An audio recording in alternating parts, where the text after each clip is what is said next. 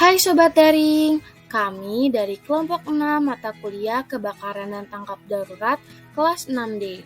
Pada video kali ini kami akan membahas kebocoran gas beracun di pabrik pestisida Bhopal, India.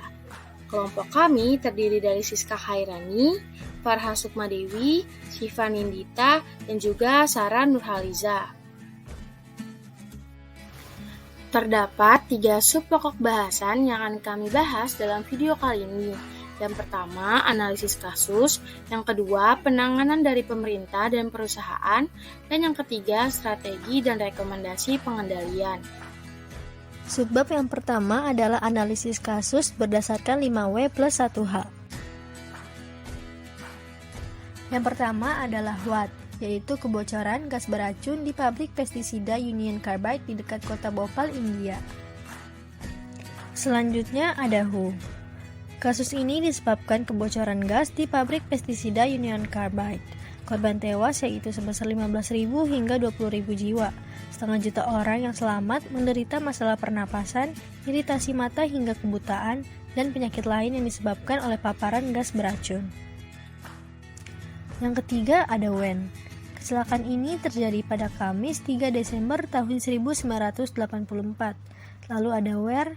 Kecelakaan ini terjadi di pabrik pestisida yang terletak 4,8 km dari kota Bhopal, India. Lalu ada why. Kebocoran gas terjadi karena gas metil isosianat atau MIC keluar ketika katup di tangki penyimpanan bawah tanah pabrik pecah. Hal ini menyebabkan awan gas menyebar di langit kota Bhopal yang merupakan rumah bagi 900.000 orang yang banyak diantaranya tinggal di daerah kumuh. Yang terakhir adalah how. Sejak awal, keberadaan pabrik Union Carbide di Bhopal itu sendiri adalah suatu bencana. Pembangunan pabrik pestisida tersebut diawali dengan pemikiran bahwa India memiliki pasar besar yang belum tersentuh untuk produk-produk pengendalian hama.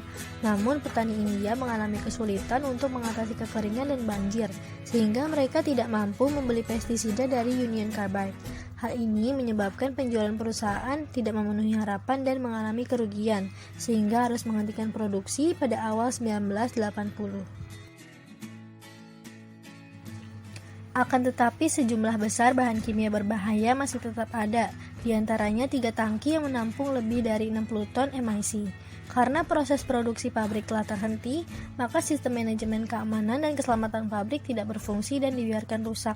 Oleh karena itu, kebocoran gas tidak dapat dihentikan, sehingga awan gas menyebar di langit kota Bhopal, India. Subbab selanjutnya yaitu penanganan dari pemerintah dan perusahaan ketika terjadinya kebocoran gas beracun. Penanganan yang dilakukan oleh pemerintah yaitu yang pertama, pabrik Union Carbide ditutup segera setelah kecelakaan tersebut terjadi oleh pemerintah India.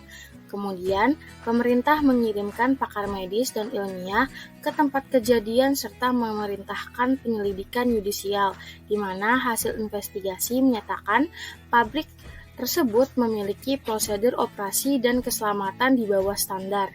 Kemudian, 3 anggota senior staf ditangkap, termasuk Anderson yang merupakan mantan pemimpin pabrik, dijadikan tahanan rumah dan didesak oleh pemerintah India untuk meninggalkan negara tersebut dalam waktu 2 kali 24 jam. Kemudian, dalam bidang hukum, pemerintah India mengesahkan sebuah undang-undang berupa Undang-Undang Bencana Kebocoran Gas Bhopal. Selain itu, pemerintah India juga membangun rumah sakit dan pusat penelitian memorial Bhopal atau BMHRC. Diresmikan pada tahun 1998 dan wajib memberikan perawatan gratis bagi para penyintas selama 8 tahun. Sedangkan penanganan dari perusahaan yaitu pabrik Union Carbide memberikan bantuan berupa dana darurat bencana, kemudian bantuan dana dalam penyediaan bantuan kemanusiaan, membayar kerusakan disebabkan oleh bencana Bhopal, serta memberikan kompensasi kepada para korban. Pihak perusahaan dan juga anak perusahaannya juga diharuskan untuk mendanai sebuah rumah sakit di Bhopal untuk secara khusus merawat para korban.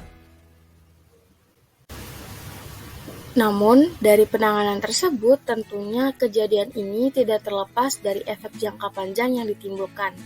di mana efek yang pertama yaitu pada kesehatan, di mana kebocoran gas ini menyebabkan 15-20 ribu orang tewas dan korban yang selamat diantaranya anak-anak, ibu hamil, dan lain sebagainya menderita masalah pernapasan, iritasi mata, hingga kebutaan, serta penyakit lain yang disebabkan oleh paparan gas beracun. Kemudian efek yang kedua yaitu pada layanan kesehatan, di mana setelah kejadian tersebut pemerintah India berfokus dalam meningkatkan layanan berbasis rumah sakit dan membangun rumah sakit untuk para korban dan penyintas dalam mendapatkan perawatan. Namun dalam pelaksanaannya terdapat beberapa kendala seperti kekurangan tenaga kesehatan. Kemudian efek selanjutnya yaitu pada lingkungan, di mana kebocoran gas beracun tersebut menyebabkan kerusakan pada lingkungan seperti tanah, air, dan udara menjadi tercemar.